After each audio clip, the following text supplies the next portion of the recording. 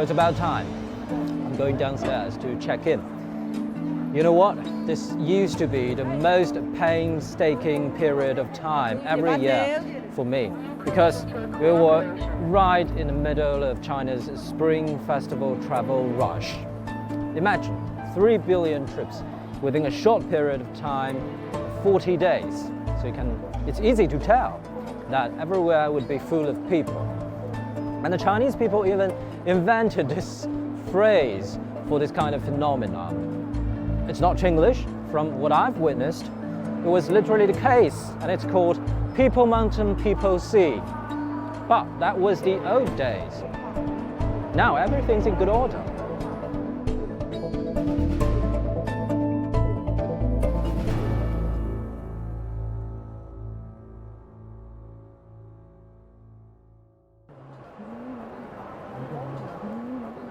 I was 6. My parents took me to Shanghai to spend the Chinese New Year with my grandparents. And we bought some nutrition supplements for my grandma as a present. Back in the 80s, those were a real luxury.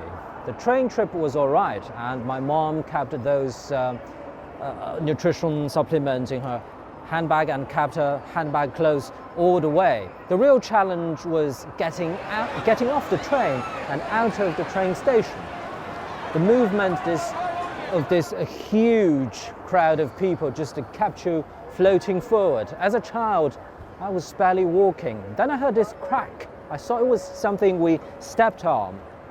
When we finally got out of the train station, I noticed that my mom's handbag and her jacket were all soaked. So there went our present for Grandma.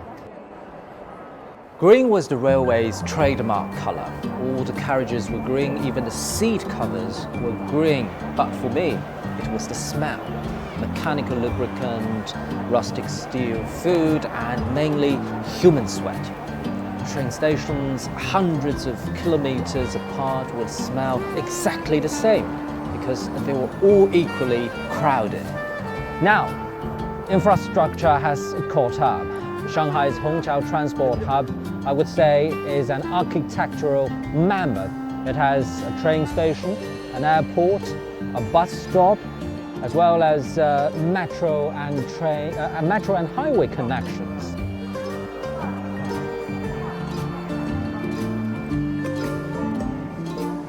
I grew up in a city that's about 200 kilometers away from Shanghai. When I was a child, the train trip could take 4 hours and a half at least, and that could be easily extended to 5 hours and more due to frequent stopovers to make way for cargo trains. Guess how long does that same trip take nowadays?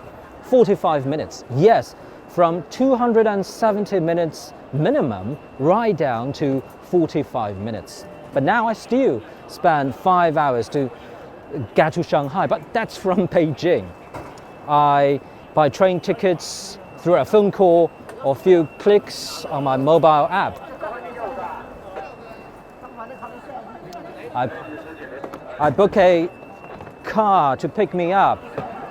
All of these wouldn't have existed in my wildest childhood imagination. As a journalist and news presenter, I've experienced the natural disasters and breaking events, but also moments when I truly appreciate changes in this massive country. So here comes my high-speed rail trip, and this is my life, my China.